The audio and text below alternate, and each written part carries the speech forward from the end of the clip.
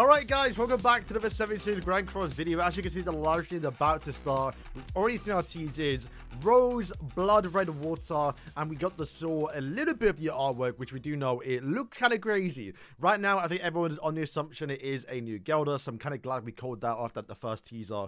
Everyone thought it was someone else, but let's see who the character actually is, because someone did point out they hid some of the artwork a little bit, which kind of look like ears of like a random animal character. So maybe it's actually not Gelda, and instead an OC towards someone we haven't even seen in all of 70 since like Ragnarok and the Catastrophe storyline. If it is that, but I'm pretty sure it's Gelda. We'll see though. Obviously, we have got the global stream, and then we'll jump into the JP one later on when you do some PvP. Alright, so they're talking about less rewards, which is obviously because it's not a festival. Let's see the characters. Come on. Start with events and content as always. Events and content. Okay. Tiva, I hope there is a few stuff going on. There's definitely going to be like a area you can roam around in. Oh, well, there you go. It's Gelda. All right. Okay, so I'm glad we're going to call that. I was literally saying in my breakdown video about who it could be, that like if you go through every single character female-wise, right, that hasn't gotten a summer update character or like deserves to have one, it was literally only Gelda. Like it was actually just literally only her. So it was kind of very obvious in that sense it would have been her. Okay, brand new world event. So it's what I thought, where you can like roam around with the new character. Oh, you can see some of the artwork there. It's actually crazy. It is actually crazy. Oh my. All right. So I do wonder if it's a new name hero, like how Hell was the new version of Hell. Let's check out our newest hero joining. I mean, you already spoiled it. Oh. Oh, actually might be a new ultimate. Oh, actually might be a new Gelda. Because she might actually be a demon. But with like the clang of vampires. Oh, it actually is. There's no way it's like... Ooh. Good lord. Good lord. I knew from the feet it was her, bro. Mm-hmm. Yeah, she got the things around her. So actually, I know. Is it? Okay, AoE? Nah, nothing's around is really screaming. Unless the fish constantly around her. That she's a new name one. No, she is. That's the ultimate. Oh, that she is a new name. Yo! Oh my god. Yeah, insane. Really good. Really good. But, oh, some festival. Festival. New character. It's probably likely not a festival. Yeah, because the other guild is really good, right? So she's still unknown, which is crazy. You would have thought they would have done what they did with, you know, the Elf Clan with the MC Shadow collaboration, that she would be a demon. And also... it will be like demon race, but then also just works with or has like the clang, right? But no, she's still unknown. Fair enough, right? So I mean, from the looks of it, she still works with demons, right? So she is a demon character. So boost a demon's allies' base stats by proportion of her lifesteal, reduce damage taken by demon allies. Okay, we've seen that a little bit when it comes towards like other characters that like, I think it might even be Monascula, where like her lifesteal or like recovery rate is based on like the base stats you give to the allies. When a demon ally deals damage to an enemy, increase her HP by the amount of lifesteal up to a maximum of 40%. So kind of like that Diane treatment as well, where over the course of the battle you're going to get more stronger. Immune to restrict. Oh, okay, so she's also immune towards infect for 3 turns. Takes a proportion of the single target damage received by demon allies, cannot drop below 1 HP from redirect damage. So it's like Tarmiel. You know how Tarmiel puts a stance up and the damage you take from your team is reduced. However, this one is just passively, and is also only for single targets. And unlike Tamiya, where previously he could actually die, if you just deal too much damage, he will literally just drop below 0 HP and you know, die, right? Whereas this character would not. So she could literally be immortal. And I guess the idea a little bit is you're torn to a Meliodas, and if you haven't got any AoE skills, you're still at least reducing damage taken, even if she's like 1 HP. Alright, so she actually might be a festival. When you actually reach Pity, so I assume Nano Diamonds, I doubt will be 600, right? You can pick between Lancelot, Gelda. Gelda Festival is crazy, because she was leaked such a long time ago, actually, where she would actually leak to be a festival first, which is kind of a good little circle turnaround a little bit. And even to be fair, when she released, she felt like a festival. So she basically got the 2 festivals. But yeah, you can pick between Lancelot, Thor, and also Escanor, which does mean those are the characters likely in the banner. I mean, it's alright. I need 4 on Escanor still. 4 got Holy Relic. Okay, at the start of the battle, increase the accumulated Divine Lightning count up to 200,000. When using a skill under the Thunder's God's Judgment, increase crit chance and damage dealt by 50%. So, yeah, when you're in your little, you know, I guess Thunder's Judgment, what do you call it? You're going to do a lot more damage, which is, yeah, good because you kind of... Am I reading that right? So, the actual like, Relic, for example, it says increase... At the start of the battle, increase the accumulated Divine Lightning count up by 200%. Oh, 200k, right? And obviously, if you've not done how the character works, she actually needs to deal either 400 or like 200 or 300k damage, or just, you know, take damage, right? So, is it starts at 200k, and now you only need 100k to get towards the 300k to get the Divine Lightning? So you just get your like Thunder's God Judgment straight away. If that's the case, that's broken. Or if you start second, you deal too much damage towards your 4, then you start off turn 1 or turn 2 even with your Thunder's Judgment, which could be kind of crazy actually. Alright, that's basically it. Someone left a comment. Not a collab, was disappoint. I mean, bro, we knew on a collaboration. Oh? So they said, yeah, the new world map where you used to have 4 knights.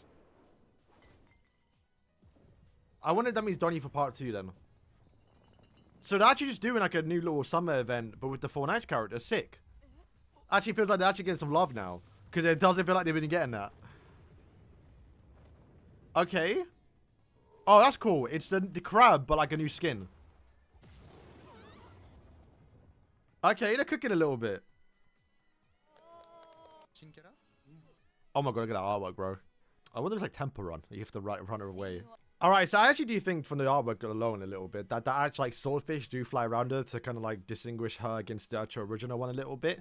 But also this is the weapons. Wow, there's actual gun there. That's crazy. So more like a vampire hunter here. Gothic one, you have the Goth Mummy, and then you have the Kimno? How do you pronounce it? But I think like a lot of female characters have that. And also, we got a new Hell outfit, which is It looks good enough, to be fair. It suits a little bit, but it's a bit weird we're getting an outfit for her. Well, like, you know, like an unknown character, but, you know, it's not really like a support for unknowns right now. Oh, the melee outfit. I wonder, okay, that could be the Hawk Pass. No, this is the Hawk Pass. So that's actually just probably an outfit, right? That you can just get for the event. Because they used to always do, like, actual summer characters with outfits. I mean, to be fair, the weapon's pretty sick. There's assault melee, of course, right? That's cool. I do actually like the weapon. Alright, here she is. So, I mean, you can't really tell if she's a festival looking at this. Maybe stat-wise if you're, like, proper into it, but I can't tell. Let's see the outputs in game, though. So, this is the number 1. Oh, that's the upgrade. That's actually still not a bad one. I think you would use the number 1, though. I feel like we've just seen it before, you know. That one, it suits her, but I can't lie. Yeah, they're alright. I mean, I'm kind of over cosmetics right now. I'm going cross, I can't lie. What is it? The weapons, right? I do like the swordfish, so I think I'll probably just keep to the originals. Hairstyles matter though a little bit for her. So that's the original. I do like that one, but I don't know if it's the best. Okay, long hair. Okay. It suits, at least, even though it's not actually a part of... Is it a part of the kit? I don't know. That one, still right as well. They're actually all pretty good. Yeah, you know what? Even though they're not meant to match, they actually all match. Like, you can use any of these outfits or headpieces. Alright, so we have the character skills. We're going to start with the passive because it's kind of piece a bit together because a lot of the abilities are based off this blood promise. So, at the start of the battle, I believe your lifesteal... pardon the translation, will increase by 50%, and the basic stats of allies will just increase by 20%, I think flat, which is kind of crazy. You're also granted the actual demon race as well. At the start of the combat, at the start of the game, you are going to grant yourself the blood promise, which is damage taken by demon allies is reduced by flat 30%. Pretty good. And also, when demon allies inflict damage on enemies, and I think lifesteal, right, their own HP that you lifesteal, I think, is accumulated and increased up to a max of 400%, I guess, lifesteal. And this goes with the increased damage she does on her other skills, she'll show in a second. Also, at the start of battle, you're going to grant yourself another buff called the Sacrificial Love for 3 turns. The Sacrificial Love nullifies recovery-related stat abilities, so she's immune towards Infect, I believe, and also 30% of the damage taken by a demon ally, excluding yourself from single targets, so more importantly, your Assault Melee and also your Demon King Zeldris. If they get hit by a single target, it's going to reduce the damage by 30% and take that additional damage instead. However, like I did say early on, she cannot die from this. So she still have to, you know, you can't just bypass it. You have to still have to kill a little bit. Just makes it a little bit more of a quality of life, because that was slightly annoying that could happen to Tamiyo. Also, at the start of an ally's turn, so start your turn, recovers 50% of your lost HP. If basically your max, right? That's kind of crazy. And increase your damage dealt by 20% up to a maximum of 60 over the course of 3 turns. So, yeah, it looks she's actually going to be healing a lot more. Definitely than the other Gelda in a sense. But Gelda, the reason the oven was so broken was because she got so much HP. This character's not really doing that. She's definitely tankier. Your demons are tankier as well. Getting basic stats too. But she's not going to become immortal, which what feels like for Gelda in some cases. You can definitely still kill this character. It's just, you gotta kind of kill her in 1 turn, because if not, then she just heals it all back, or heals a lot of it back next turn, and then probably life steals 1 skill. Can we go towards the actual skill effects? So you can see we have the first skill, which is, I guess, just Blood Thorns. Deals damage equal to 3% attack onto all enemies. The Blood Thorn is for every 1% of the target's remaining HP, damage dealt by 1%. So when you use the skill turn 1, you're going to have 100% damage dealt, because they're going to have 100% HP. So, like, you want to use this more likely, you know, when the first ever skill. And it kind of goes towards the second skill down there too. She does more damage based off their remaining HP. So, meaning when the max HP is at the start of battle, she's doing the most, essentially. But as they get weaker and you deal damage over time, these skills start to scale up a lot less, basically. But, yeah, so she loses 100% basically of damage dealt. But you do also get the 80% of the damage accumulated in your Blood Promise, which is what you get when your demons, and I think herself, deal with the lifesteal, right? So she does lose damage by doing more damage towards them, but by doing so, you're also lifestealing more, I think, and you're also dealing more damage back towards them, which is obviously, I think, a little better. So this skill 1 is going to be her main damage skill, where this one's not, I don't think, as good, because it deals Bloodstain, which is equal to 270% attack onto all enemies, so double AoE. But the Bloodstain is additional damage equal to 35% of the target's remaining HP, which is, once again, good when the max HP. But once they start to scale down, then it doesn't do as much, and there's no additional damage dealt like how you do have on the first skill. So then we go towards the ultimate, which is going to be the exact same ability as the first skill, to where she deals damage, was it based off 1% of the remaining HP, additional damage based off the Blood Promise too, but also infects at the start, or when you use the ultimate too, which is kind of cool, because you don't really have too much infect in the demon team, so this is a way of doing it. But you like to think that they're probably going to die, but I think that's actually a really good ability to automatically infect. If it applies beforehand, that'd be pretty good. You imagine it will probably actually. So you just, like, you don't have to use the skill beforehand. You have to drain. Sometimes it can get a little bit annoying. And yeah, it's not too bad. I don't think it's screaming festival though. All right, let's see the actual gameplay now. So the demon team starts first. Oh, God, team actually. I mean, to be fair, I do like the fact they actually released both Assault Melee and Gelda back to back. It's just a bit of a shame we're not actually using original Zelda. It's Demon King. So the AoEs. So buffs are actually great, which is good. And to be fair, I think actually, to be fair, it was kind of needed, right? I remember when I was using Demon King, you want to do some AoE damage turn 1, but you don't want, you kind of want to save your AoEs with the Demon King, because you want to have your shield for the turn afterwards. So right there, once again, the damage was kind of reduced. All right, so I mean, we're gonna break the shield here, so I guess it's kind of smart to use Gelda, but then you're also gonna deal more damage towards the Mael, so it's not gonna do too much. But you got maybe a life stealer right now, right? And I think that's built up her Blood Promise. Okay. Yo, that's crazy, because yeah, that's crazy, because right now it's doing additional damage more towards the actual Lucia Margaret, where these lot are kind of weak already. So the fact that I did that much, okay, yo, yeah, she definitely did more damage. I mean, to be fair, the other girl only had single targets. Now you have double AoEs. Oh no, she had 1 AoE, right? But, yeah, she's gonna be a lot more deadlier, bro. And you have a Assault Melee to protect them too? Okay, right now we can see, actually. So remember, it damage dealt reduced, right? So you have like 5% for the demons. So you're able to survive that. I think Gelda took damage there, right? So right at the end, she should take damage. Yes, so she took like what? Damn, how much did she take? 300k? Did she die? Wow, she actually made him tank that. That's crazy. Is she dead? No, she's not even dead. Wow. Okay. That's crazy. I actually might like demons now. Demon King's still 1/6 for me, so it's tragic because you want to have him 2/6 for that reduced damage dealt, and that stacks up with Gelda as well. Oh wow! All right, this might actually do a lot. They actually lifesteal quite a bit back. This is the other skill, not as good though. Yeah, because you don't have the blood promise. This is the blood promise one. Yeah, yo, there's a clean mill. Yeah, so exactly what I thought. This skill's gonna be the main one. This one you just use turn 1 just to deal additional damage. I wonder, yeah, just to deal additional damage towards the max HP when they're all full HP. And it ended with this one, because this one's crazy. And it ends off with Berserk Melee. Alright, sick. The outfit is, I like the bat. I do like the bat. I might actually just get the bat.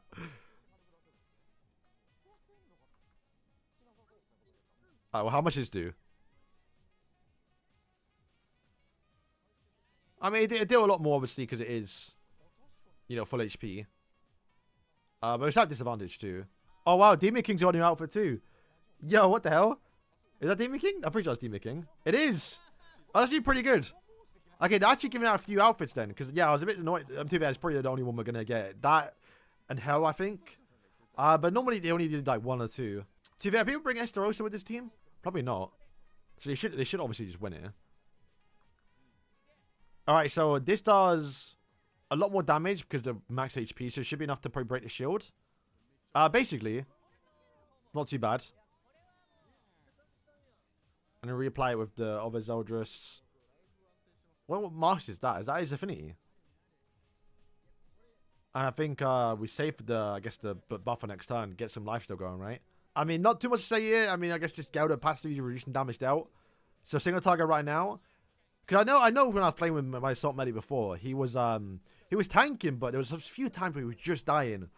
So that reducing damage down on single target is gonna be huge. Because yeah, I guess he might have actually died there. For one for Gelda. Alright, they got 4 Geldas here. This is the... I would have done the other one first. This is the one that does the insane damage. Yeah, this is a classic Bill or Mill. Okay, hang on. What's the damage numbers difference? Like from 1 to 2?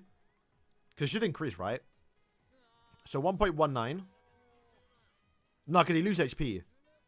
1.1. It's not much of a difference, even though you do get them down. I guess because the additional damage you deal towards the character kind of trades up a little bit. So it's not too bad. Oh, no, it's the... Okay.